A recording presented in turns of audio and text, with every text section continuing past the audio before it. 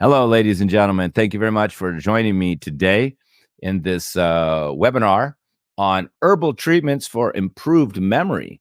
Now, I think everybody wants to have a good memory. Even people who are young and going to school need to have a sharp mind and good memory just to be able to pass the exams. And of course, as we age, many people believe that, our memory degrades, and part of old age is having a poor memory. However, this could be completely avoided with these herbal products and herbal herbs that I'm going to discuss. Many of the herbal products that I talk about, you could make these at home. You don't need complete formulas like I have. Just one or two of these herbs that I talk about taken every day can really maintain and even improve your memory. Now, some of these products I talk about are very powerful, particularly the Ayurvedic ones where you have the pure powder. And these I've used to pull people out of full dementia. I mean, they can't remember, their spouse's name. They can't remember their kid's name. They can't read a newspaper. They can't drive a car. They can't go out the front door and walk down the road and get their way back. I've had patients like that I wouldn't say they fully recovered. They still were forgetful, but they could go walk down the road. They could remember their spouse's names. But, as far as being a complete case of infunctional dementia, they did recover. But those are the powdered herbs and the formulas that you have to take in larger doses. Now, if you just want to be preventive, you can take just one of these herbs like gotu or Brahmi or ginkgo just every day. You can even add it to other teas that you're drinking. In fact, some of these herbs like ginkgo, I learned about in the late 70s, and I've been really having it since then. And then in the early 80s, when I went to India, I learned about Brahmi. And you can see even to this day, I'm making teas with Brahmi and ginkgo together and other herbs. And so some of these teas and herbs I've been drinking more than 35 years. And I don't really miss a day. And when I do not take my brain tea, for example, which I'm going to introduce the ingredients to you, even my coworkers can notice that your memory is poor. In fact, even in the office, when somebody makes a mistake, we say, "Did you have your brain tea today?" And they put their head down and say, "No." And they walk into the kitchen and they make the tea. It's kind of like the punishment for forgetting around here is you have to make the brain tea for everybody else in the office. And some days, like 2 or 3 people are making mistakes, and we go, "Okay, just somebody make a big pot of this tea." Now, you don't have to drink it hot, of course. I mean, people think tea has to be drinking hot, but it doesn't. But the point is, you need to get it in you every day, particularly to be preventive. So we're going to talk about herbs. We're going to talk about Western herbs. We're going to talk about Indian herbs, and we're going to talk about formulas. And then, of course, we'll introduce products by Herbman Teas that are available online that you can use to improve your memory or even restore your memory. Now, of course, the trick with treating somebody with a poor memory is they can't remember to take the herbs. So somebody really has to treat them and make sure they have the herbs every day. That's the one caveat in treating somebody with severe dementia. You have to have a caretaker, a spouse who's really taking care of them and making sure these herbs are they're being taken every day. But first, I want to talk about causes of poor memory. And as I've noticed over my long career of being a clinical herbalist, people are always looking for my herbs and looking for the quick cure. In fact, they try to bypass doing an appointment with me and just try to extract from me the herb or sometimes they just think in terms of one herb or formula or one product that's going to restore their memory. But everybody, by habit, I guess, must be like human nature from what I see, ignores the cause. Now, it's not maybe clear to the non-professional what the cause is of degraded memory, and we're going to talk about that. But my point is, there's many diabetics who want herbs for their blood sugar, but still having soda pop every day. There's many people with high blood pressure still having, hot spices and things like that can push up your blood pressure. There's people with insomnia who want herbs for their insomnia and still drinking coffee in the day. And there's people with kidney failure who still want to have their high protein diet and their protein shakes. There's people with high cholesterol and fatty liver that keep wanting to, have their hamburgers. People with alcoholic liver who keep wanting to have their alcohol. So, those are more obvious. Obviously, if you have alcoholic liver, you got to stop the alcohol. But it's the same for all conditions. There's always a cause. And according to Ayurveda, the ancient system, which I'm an Ayurvedic doctor and pharmacist, says the first treatment is to remove the cause. That's why I don't like to just give out my products to people directly without an appointment, because what I'm doing is I'm investigating why you have the condition. And believe me, you did it. You created the problem. Every diabetic has been having sugar in their coffee and soda pop for 30, 40 years. They did it. They may like to blame their genes, but no. And people like to blame old age too. There's so many people that think, joint pain is just part of aging. Wrong. I'm treating it all the time. There are things that you've done that have created this pain. That's another subject. And people think urinating at night is also a part of aging. Wrong. This is usually inflammation in the bladder, and it can be treated. And I have dozens of testimonials from women thanking me for not urinating at night. But I think I made my point. You have to identify the cause. So I know you're waiting for it. So let me just get to it here. The causes of poor memory. Number one, you may want to write this down and identify what the causes are that you're doing if your memory is poor, or maybe you're thinking of a loved one or grandma or grandpa. Number one, which I see with elderly people, particularly in their late 70s and 80s now, is the low-fat diet. Because in the 50s, they went nuts and they thought fat was bad, butter was bad, and they really messed up and they did margarine, which turned out to be cancerous. Carcinogenic. So, we're kind of pretty past that, but there's still a lot of people that have stuck in their head that low-fat diet is the way to stay thin and keep their cholesterol down. Now, of course, we know there's different types of fat. There's LDL, HDL, the good fat, the bad fat. But back then, they didn't know that. So people who are generally thin already. If you're already an overweight person, you got an extra 20 or 30 pounds on you, you can get away with having more of a low-fat diet because you got fat on the body. The body ain't going to run out of it because you got it. But if you're a thin person, and unfortunately, they're the ones who tend to love the low-fat diet, the thin people, because they think that's why they're thin, because they've been on the low-fat diet for 50 years. I can remember more than one person where was brought to me with dementia. And I said, ma'am, how long you been on the low-fat diet? Because she checked it off on her form. Oh, I don't know, about 50 years now. Oh, my God. And now her memory is gone. Why does your memory get worse when you have insufficient fat in the diet? Well, the brain is 90% white brain matter, maybe 70 or 80 or 90, but it's a high percent of white brain matter. And that's the kind of lubrication that's supporting the brain cells, the nerves, since it allows the electrical currents to take place and to transmit between the brain cells, which are like nerves, basically. And when you have low fat in the brain, low white brain matter, then it's kind of like a dried out brain. That's not communicating. Now, Ayurveda knew this thousands of years ago, so you don't even have to worry about the anatomy. What you have to think of is how to identify if a person has low fat. Well, that's easy. Just look at their skin. Grab their skin. If their skin is paper thin, they're not getting enough fat.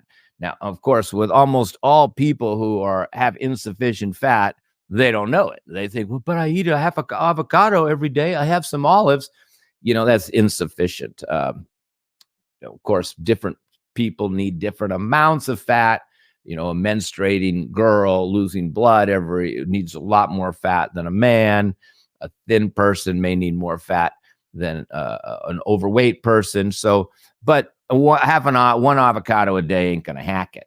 Just like your car, even a good car is using up some oil. And sometimes, not to scare women away, I tell them, just think of, I don't even want to use the word fat. Just think of it as oil, as lubrication. Another sign of low-fat diet is really cracking joints. That's lack of lubrication.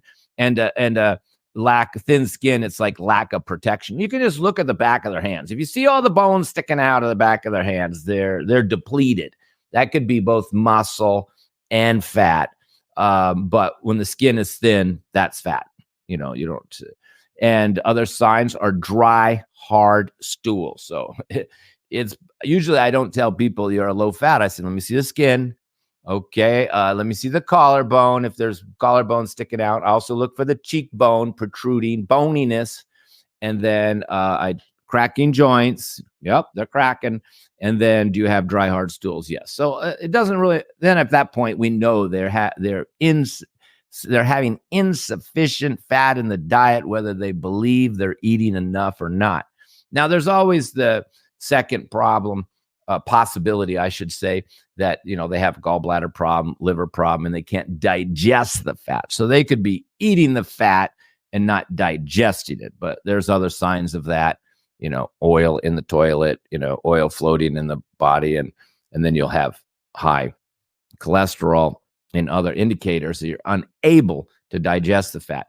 And it also can be just bad fat. I mean, a lot of trans fats, hydrogenated fats, fast food fat, Crisco and vegetable oils. Bad fat can also kind of result in the same imbalance, but mostly it's a low fat diet. So that's the number one cause I see.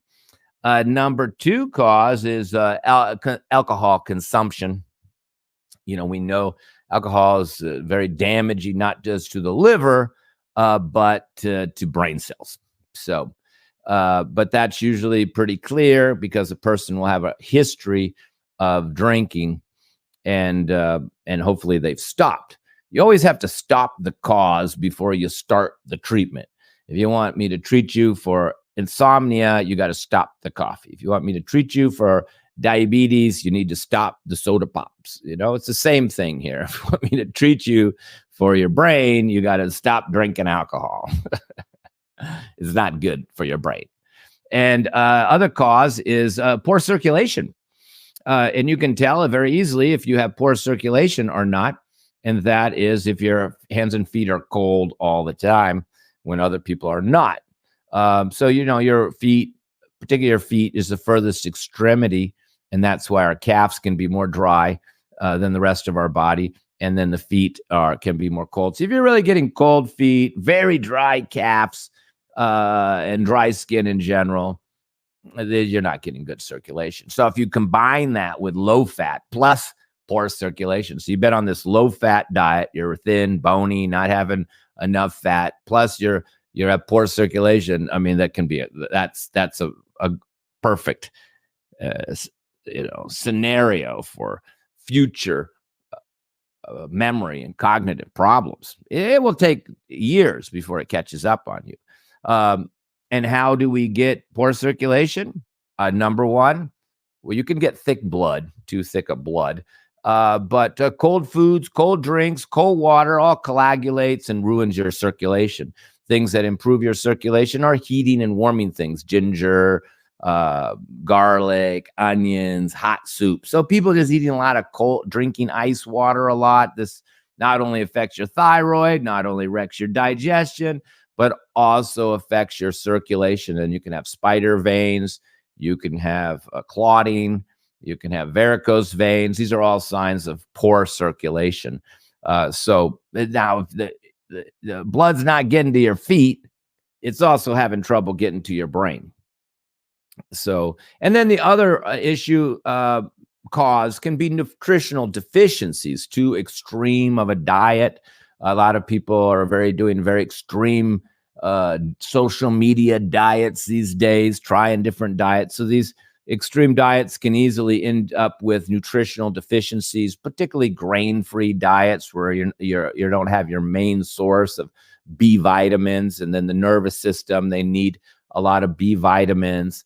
And that's why people, they end up buying a lot of supplements to make up for it. But these synthetic supplements may not be as effective, or I would say they're not as effective as food-based supplements or getting your nutrients from your food. I've spoke on this many times. So it could be nutritional deficiency, could be alcohol. It also could be low-fat diet, which is a type of nutritional deficiency. It really falls in the same category: low fat, low vitamin B. They're really a type of nutritional deficiency. Just vitamin B is water soluble, and fat is not a water soluble nutrient. The other cause is damage to your nervous system, any type of toxin or chemical that's able to get past your blood-brain barrier. This could be just pollutants, living in an environment where there's a lot of pollution, you're breathing it in, your liver becomes burdened, isn't able to get these toxins out. And then eventually they're going to get into the brain. They're going to affect the nervous system, not just the brain. So you have a type of nerve damage. A lot of times these people, they'll have like Parkinson's type symptoms, trembling. We get this a lot from different types of medication and vaccines where they're based out of heavy metals. And then these heavy metals, they get into the system, even like mercury and like fillings, they get into the system. And then they create havoc with the nervous system, and particularly the brain. So you can get this foggy brain fog from heavy metal toxicity. Many pharmaceutical medications can lead to this type of toxicity. Living in a polluted environment, all the chemicals and pesticides that we have in our food. In fact, people who live in Europe or have stayed a lot in Europe where they get more fresh food, more market food. They say, oh, when I was there, my brain fog went away. And I was eating the bread, no problem. My brain fog went away, and they come back to the United States. The bread bothers them again. And there's a reason for that, of course. And then also the food. And that's because, we have a lot more pesticides and chemicals in our food, and they have more restrictions and regulations along this area. And many countries in the world don't even allow genetically modified food. And in the United States, if you go into the supermarket, you're probably buying 95% of genetically modified food if it doesn't say organic. And now, of course, even some organic foods have been found to have toxins in them. So these toxins are another problem. And usually the person will have other neurological issues like trembling, numbness, tingling, neuropathy. So when you see these other neurological issues or multiple sclerosis, where we know that there's nerve damage, there's damage to the myelin sheath in the nerve. Well, you're going to have some memory or cognitive problems because it's going to damage the nerves and the brain cells as well. So there's a few causes. Now, of course, removing those causes, some of them are dietary and nutritional and easy, but when it comes to the toxins and the heavy metals, then of course this becomes a whole treatment by itself, removing these heavy metals, removing these toxins from the body. And then we see within a very short time, the people start to talk about clear mind, clear thinking. In fact, even on my website, I have testimonials people who worked in the military mostly, and they tested for cadmium and other heavy metals. And during the treatment, the first indicator that they had before testing their heavy metals again was that their memory, or let's say the foggy brain, went away. So it shows you these toxins and heavy metals are a major cause of neurological issues and cognitive issues. And it can be a 3 to 6 month process to get these out of your system. And of course, if you just go do the test, heavy metal test, you can take a hair sample, mail it in for, 100 less than $150, and to get the results. then when you see the results, you can contact someone like me who's familiar with removing these heavy metals. And so we could remove this cause. So once you test high for heavy metals and you have cognitive problems, you know what the cause is. Okay. So, the other causes are easier to resolve. The nutritional problems, alcohol, the poor circulation. These are easy to treat. But that is the one that is the most difficult to treat and can take time. Okay, so those are the causes. Try to work on identifying these as causes first of all. And I think all of them except the heavy metal toxicity and the neurological damage you could do on your own. If you have neurological damage or the person you're concerned about has like neurological issues like Parkinson's or trembling, and they have cognitive problems, then you really need professional help. And I have given many webinars on this subject of nerve damage conditions. And but now we're going to focus on the herbs that you can take on your own to improve your memory. Now, let's just talk about some individual herbs first of all. If we look at my screen here, we can see under Herban Teas, our sponsor. Thank you, Herban Teas. Cheers. Paying for everything here. Under the site, we have a whole category called brain health for memory, focus, and mood. So I'm going to talk about some of these ingredients. We do have a brain oil, which you can see here, that is drops to put in your nose. This is very nice, very mild, very calming. We're not really going to cover that, but it's very good for children. Where I want to cover first is this tea here. This tea here, it's been called brain tea probably for 25 years, but I want to show you all the ingredients. We renamed it Get Smart. I had to make a little bit more modern name to it. I am a very pragmatic person. I just been calling it brain tea for decades. But let's look at these ingredients, because some of these ingredients, you could just buy these ingredients just by yourself. If you just had there's the two main ingredients. Well, we could say three, but the first one is ginkgo. Ginkgo is the oldest tree or plant in the world. Apparently, dinosaurs ate it. I guess that's why they had a good memory. But it's a very old plant, which is kind of interesting why it helps your memory. And it's probably the most well-known herb for improving your circulation to your brain, improving your memory. And I first learned about this herb in the late 70s before I learned about Ayurveda. And so you could just buy ginkgo. You could buy like a whole pound of ginkgo, for example, and just start drinking ginkgo tea every day. You could add the ginkgo to other teas that you had. You could even drink it at night. I drink this brain tea every day, and I've been drinking it for 30 years.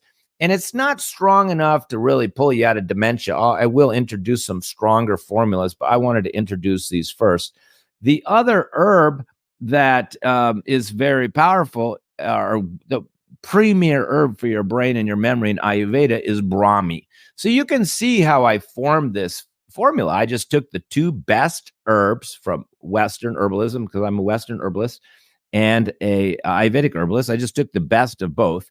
Well, in fact, the tea didn't have the Brahmi a long time ago. I added the Brahmi probably, 10, 15 years ago. But originally, this was the exact same formula without the Brahmi. I've added to it. And Brahmi is very important. So it's probably 30% of the formula. It's probably like 25. And then Gota Cola. Gota Cola is like the sister of Brahmi. Sometimes even people who aren't familiar with herbs, they mix it up. Now, Gota Cola is more for circulation, and Brahmi is probably more calming than Gota Cola. But a lot of times, a lot of Indian herbalists will just use them together. I didn't use as much Gota Cola as I did Brahmi, but I put it in there. And sage has also been used by the Native Americans. So if even you just had sage, see, if you just picked a few of these herbs like Gota Cola and sage tea, that's a good tea. Now, I put in some peppermint because Brahmi's a little bitter and sage can be a little rough in its flavor. and ginkgo can be slightly bitter. So I put in peppermint for flavor, but peppermint has a little uplifting element to it. Like spearmint is more soothing, lemon balm's more calming. They're all from the mint family, but peppermint's got a little bit more kick, or a little bit, and it covers up the bitter taste. So I think it's about 20% peppermint. Now, the next level of herbs are what we would call supportive herbs. They're not the key ones, but they're supportive. And rosemary and cinnamon are pretty much helping not only with the taste, you can taste them the most. When you drink this tea, you really taste the peppermint and the cinnamon, and it may be the rosemary the most. But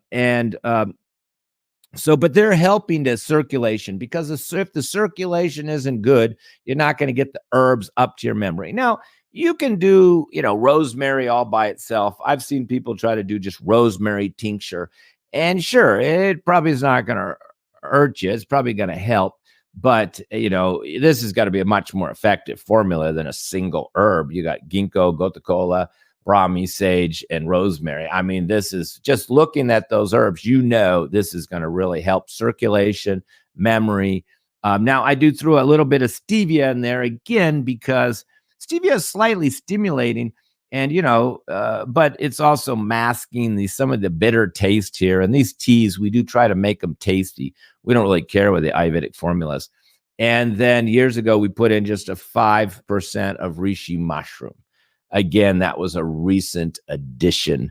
And, we know reishi is very good for circulation, cognitive function, and we toss that in. So this is a supreme product. And many people told me, because I've had clients drinking this tea for more than 10 years, that after the reishi was added, they did notice it worked better. And I drink this tea every afternoon, and it's a fantastic tea. You can see it there. Those big pieces right there, that could be the cinnamon, big chunks, but it looks like the reishi. The reishi's in big pieces. I don't buy reishi from China. I don't trust it. So most of my reishi is all grown in the United States. It's very pricey, but it's a very pleasant tea. And you could probably pick any 2 or 3 of those herbs and have a nice tea to go by. So let's look at the next one. The next one, this is what I have every morning. And now you can see, now that you learned about the other herbs, you can see the same thing. There they are again. Ginkgo, gotu kola, sage, and rosemary. Now this one has some ginger, so it's more warming. And ginger's, I would say, slightly more stimulating than cinnamon. It's going to get the blood flowing even better. But this one's called Memory and Energy Tea. Well, that was its name for decades. And now we just call it Get Moving Tea. And of course, it's for sale in Urban Teas. And but the difference is it has green tea, and that's a very nice green tea that's not too bitter, and eleuthero root, which is Siberian ginseng, or the poor man's ginseng. It's a very mild ginseng. It's not very super stimulating, and it's not very expensive. We can see it in there. That's the white pieces are more than likely the eleuthero root, and the dark green is probably the green tea, and the little red specks are probably the rosemary. This tea I do in the morning. This is my get going in the morning tea. And in fact, when it's hot out, I'll make it the night before and put it in the refrigerator. And then just first thing in the morning, when I'm like all groggy, that feeling you're looking for your cup of coffee, I ain't got time to make a tea. I just take it right out of the refrigerator, ready to go. And I just make it at night. And, if you let a tea sit overnight, you don't really even need to boil it. I tend to. The only problem is if you have cheap green tea, it can become bitter. You can get if the tea, really green tea shouldn't be steeped so long, but that's why we picked this tea. You can see on the back and the website which tea it is. And we picked it because it's not bitter. It's the name, I forget it right now. Yeah, there we talk about. Yeah, here it is, organic chumi green tea. And we use that because of not just its fragrance, but its more sweet flavor, and it's known to be kind of sweet and smooth with very little bitter taste. So that was the main reason we picked that tea. That's a great tea to get going in the morning, to get moving. And then in the afternoon, the tea with some of the same herbs, but without the caffeine. So that's a great combination right there. I mean, that's just a great 2 sets of tea. Get moving tea in the morning, brain tea in the afternoon. I've been doing it for decades. Now, if we talk about having something stronger, something for somebody with dementia, these teas aren't going to hack it. Now, I may provide these teas, but tea is weak. You have to understand powders are always stronger. And tea, if you boil it, let it sit overnight, it's going to be stronger than if you just let it sit 5 minutes. And tinctures are also weak. And homeopathic is even weaker. Not to say there isn't value, but if you're trying to pull somebody out of dementia, you need something strong. And this would be the formula that I use. Now, this is an Indian formula. And let's see here if you can see the ingredients. The ingredients is, you can see the Brahmi. The Brahmi's in there, and the Gotakolas. You already know this is Indian formula, no Western herbs. So there's already Brahmi and Gotakola in there. I think they're 20 each, but the 60%, the main bulk of this formula is Saraswati churna. Saraswati churna. I even mentioned that in this intro to this webinar, that this is one of the formulas that I was going to mention. This is a very famous Indian formula. In fact, Saraswati is the name of the god of knowledge. So, and it's 16 herbs in this formula. I don't make it. You just buy organic Saraswati churna and import it from India. So it's 16 herbs. Some of the herbs we don't even have. And then we take that Saraswati churna, 60%, and we mix it with, 20% Brahmi and 20% Gotakola. Now, people ask, why do you mix it down? It's already a perfect formula, 3,000 years old. Well, that's because the formula is so potent. I used to sell it all by itself, but it's so potent, it almost can give you a head rush if you take too much. And we used to tell people, just take pinches. Pinches is what we used to say, but people didn't read the instructions. They didn't see the pinches. We sold it in a little jar, and they would take a teaspoon, and their whole head would, get like a big head rush. Their head would get red. And I would say how much it took, and they took a teaspoon. And I go, oh my God, I've never taken that much. What happened? Oh yeah, their head, it was just so powerful. So we kind of cut it with 2 herbs, which are probably in Saraswati churna, just in smaller amounts, some Brahmi and Gotakola. You can't lose with those 2. And, Brahmi is more calming. And Saraswati churna, it's slightly stimulating, even though there's nothing like caffeine in it. I mean, it's a wake up. You have a half a teaspoon of pure Saraswati churna, you're just like woke up. You're just like, whoa, your eyes get big, your head, everything gets sharp and clear, and it's instantaneous. So when you cut it with the Brahmi, you kind of took the edge off it a little bit, because Brahmi's, of course, it's a premier herb for the brain, but it's also very calming, cooling. It's good. We use it for anger. We use it for anxiety. Gotakola also similar, but a little bit more emphasis on the circulatory qualities. So we just kind of toned down the traditional formula of Saraswati churna. Maybe someday I'll sell just Saraswati churna in capsules and just say take 1 capsule a day. But again, that's still pretty strong when you look at the size of these capsules. So we do sell this in capsule and in powder, and this has the kick. We even say improves cognitive function, memory retention and focus, and supports many mental and learning conditions. So I would say dementia is in there. So if you had somebody who's clearly like dementia level, then you want to give them this formula at least once. It says only half a teaspoon. See, it says half a teaspoon in the morning, and maybe another half a teaspoon later in the day, or add it to a cup of another tea. So a lot of times I'll give this Saraswati churna plus the brain tea at the same time. I'll say drink the brain tea like water, and then put some Saraswati churna in the brain tea at least once or twice a day, a half a teaspoon. That's how I'm pulling people out of dementia. Now, of course, you have to remove the causes, which we talked about earlier. You just can't ignore the causes. Let me look at a few more formulas. And now that you know a lot of these herbs, this one we call calm and clear. So there you go. There's Saraswati churna again, 13 herbs. It says on this one, 13 herbs. I think there's less Saraswati churna in there. So sometimes when you see a formula, it's not just the herbs, it's what percent of that herb is there. So this one has a lower percentage of Saraswati churna. And then it's got Brahmi, which you know about. And then it's got two other nervines, Jatamatsi and Shankpushpi. These are like the premier relaxing herbs in Ayurveda, besides Tagar, which is like more of a sedative, like they call it Indian valerian. Jatamatsi is probably closer to like passion flower or something. It's just a real chill herb. And Shankpushpi is also a real chill herb, and it's cooling and good for pitta and maybe better for anger. So you see Brahmi, Jatamatsi, and Shankpushpi. That is a very chill formula. Not enough to make you sleepy, but definitely to take the edge off of you. And that's the calming part of this formula. And then we mixed it with some Saraswati, which is the clear.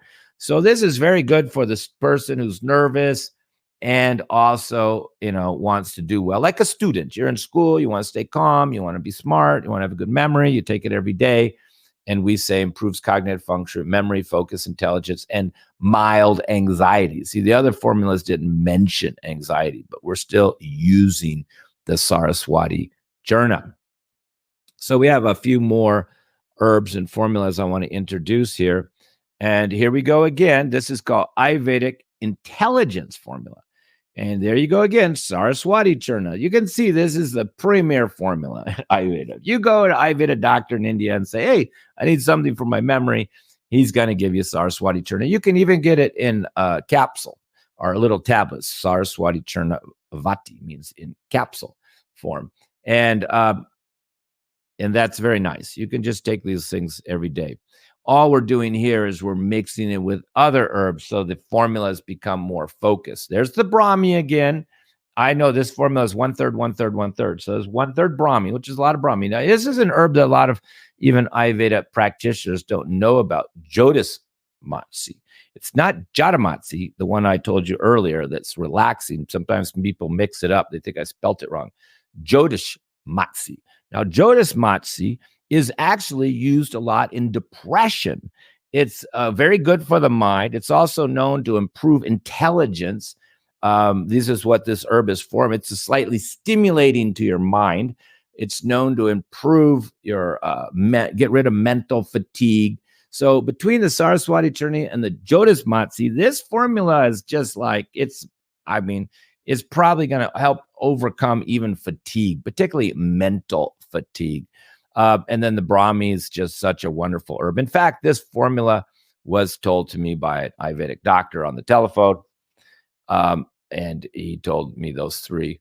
And we also do another formula called Mood Balancer, which was for depression, where we use Shankpushpi for anger, Brahmi for anxiety, and Jodas Matsi for depression. It's also used for depression. It's kind of like uplifting herb. So it's uplifting and mind opening. Saraswati is also stimulating.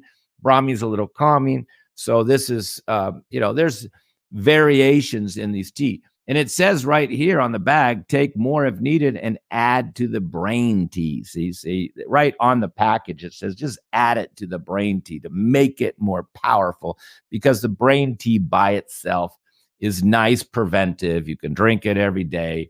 I've been drinking it for decades, but, I haven't really had to take the intelligence formula. But, students take it. People are taking tests. They take it. And that type of person. So one more here. This is called Cool Head, and it's for anger. Matt, I kind of threw it in here. There's the Shankpushpi. Shankpushpi, I told you, is very cooling, relaxing herb that's used for anger, irritability. So it's first, then Brahmi, which I've been talking, every one of these has Brahmi. And then Taruni. Taruni means, Taruni is rose petal powder. In fact, I'm kind of surprised the formula isn't slightly pink. And then Jatamatsi, I told you, is another calming herb. And then Guduchi Sattva. Yeah, well, this is, we call basma. Guduchi is one of the most used herbs in Ayurveda for inflammation and pain. We don't use turmeric. Guduchi is used for inflammation and pain. But Guduchi Sattva is actually the juice of the Guduchi, and it's the stem. It's called Guduchi stem is the part they use. But here I guess they get the Guduchi plant fresh and put it in water and soak it. I think they cook it at a low temperature, and then all this slimy white stuff comes to the top of the pot, and they scrape it all off, and then they let it dry, and it becomes this like white powder. That's right. And we buy it in a little bag. It looks like white powder, and it's not cheap. We buy it in 1/4 ounce amounts, but it's extremely cooling, and it's used for anger and redness and rosacea and heat. So that's in there. And then Mukti Pishti is also what we call basma. Is from this type of herbal formulas that aren't just leaves and barks and stems and roots. And this is pearl. Now it's pearl powder. It's also very expensive, so it's probably only about 1 or 2% in here. But pearl, roses, Guduchi Sattva, these are all cooling, calming, anti-inflammatory, good use for anger. It says reduces irritability, frustration, anger, rage. Because in Ayurveda, we call this rajasic quality. All these herbs are anti-balancing the rajasic quality. So it helps mental clarity and peace of mind. All these herbs are what we call sattvic. That means that they are considered, for a peaceful state of mind. Like if you were going to go meditate, you could take this formula and your mind would be more peaceful, and you would not have aggressive thoughts or rajasic thoughts. Well, some of these other herbs we talked about earlier, Saraswati, churna is not rajasic. It's kind of stimulating. Jyotismatsi is kind of stimulating. It's not sattvic. It's not peaceful. It's kind of like getting your brain going. Which, you need if you're going to be thinking hard. So this is cool head. I just threw that in there so you could see the different products here. That are different. There's other ones here. There's the mood balancer I didn't talk about. I mentioned it, and that's the Brahmi Jyotismatsi Shankpushpi. This is for mild depression. And again, we're using that Jyotismatsi. The same one, it makes you more intelligent. Even when people, they come to me, they want to get off their antidepressants, I give them the herb. I said, not only will this help you with your depression, it's going to make you smarter too. That's the beauty of herbs. You don't get the negative side effects. You get the positive side effects, the positive benefits that you don't even know about from taking these.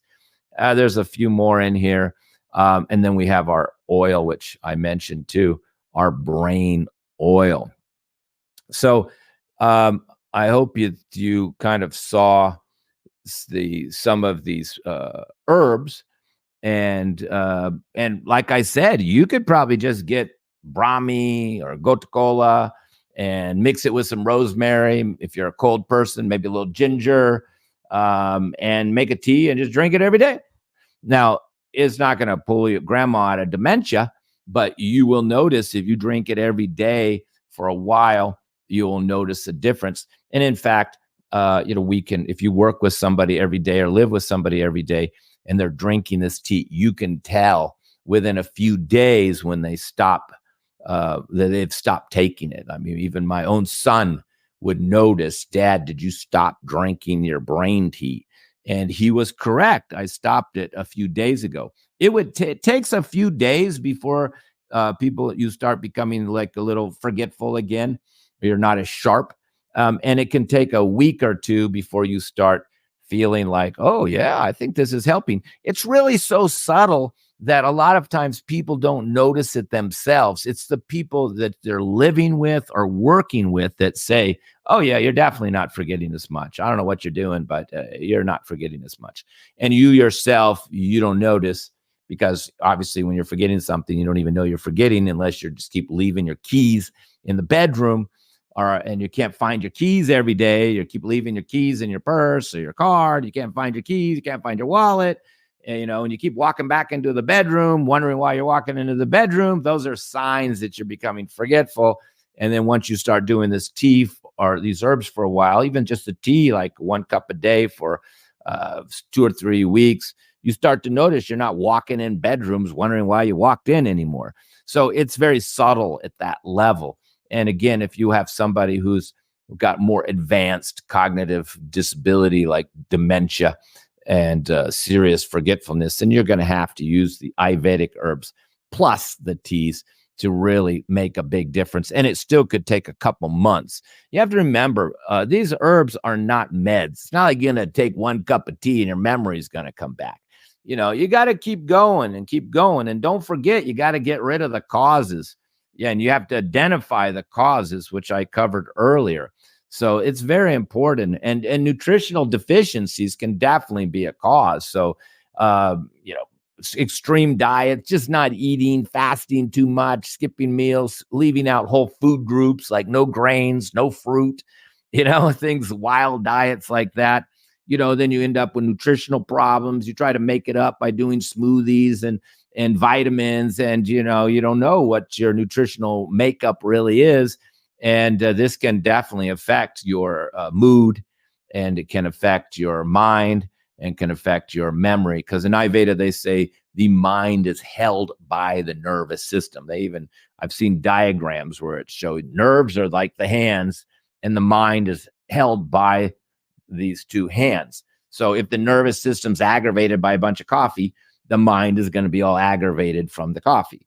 If the nerves are damaged from your drug use or heavy metal toxicity, then you're going to see this in a kind of a foggy mind. So if you've depleted your body of fat and the nerves don't have a very thick myelin sheath, and you become hypersensitive because you have thin skin, thin membranes over your nerves called the myelin sheath, and you become hypersensitive to everything, and everybody touching you, anybody saying anything kind of bothers you. Well, your mind is going to now reflect that as well. So the mind always reflects the state of the nervous system. So you see a lot of these formulas, they're not just treating the mind, they're treating the nervous system, because that is the system behind, or in Ayurveda, they say supporting the mind. But let me just assure you, as I conclude here, cognitive problems are very preventable. And I'm in my early 60s. People still say I'm sharp. All my staff are younger than me. I have the best memory in the house, and it's definitely due to the herbs. And I've had people who are much older than me taking more of these memory herbs than me and stating for sure the memory got way better, to the point that their memory got better than their own children. So it's very easy to treat the mind. It's not difficult to treat the mind. Like people think that the mind is difficult to treat. I mean, autoimmune conditions can be difficult to treat. It can take a long time to lose weight. Losing weight is a slow process. But, treating the mind isn't very difficult. I mean, there's plenty of herbs. You could take it this morning and it affects your mind the afternoon. So that's the beauty of the mind. It's very sensitive. It's being supported by the nervous system. And you can affect it adversely very easily with toxins, coffee, stimulants, and you can support it by making it calm, relaxed, and peaceful, and sharper memory also very easily, because it's all being supported through your bloodstream, and everything you eat and all the herbs you take go into your bloodstream, and it goes right to your nervous system and your brain cells, which are all very sensitive and will respond very, very fast. So that's the good news. So I hope that helped you. I hope that gives you faith. If you or someone in your life has serious cognitive problems, you should not accept it. Like I tell people, you should not accept any health condition. Don't accept arthritis. Don't accept urination at night. Don't accept poor memory just because you're elderly. All these are very avoidable. And if it's not too late of stage, very treatable. I wish you all the best of health and happiness. And please contact me if you have serious health conditions, serious dementia case or mental state. It's always preferable to have me diagnose you, identify the causes, change your diet, help you understand what these causes are, and for me to pick the formulas or even make the formulas specifically just for you. And generally, I'll give people, if they came to me with cognitive problem, I generally give them like 3 products. I may give you the brain tea plus one of the formulas plus the brain drops. I give you 3 things because if that's what you came to me for, I'm just not going to give you one little tincture with one herb in it. By the time you're taking 3 products, you could be taking 50, 60, 70 herbs every single day. And if you know the herbs as well as I do, then I can predict what effects it's going to have on you by even increasing the dosages.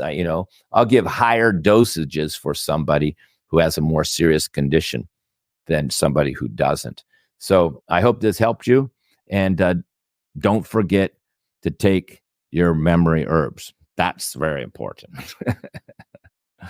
God bless you all.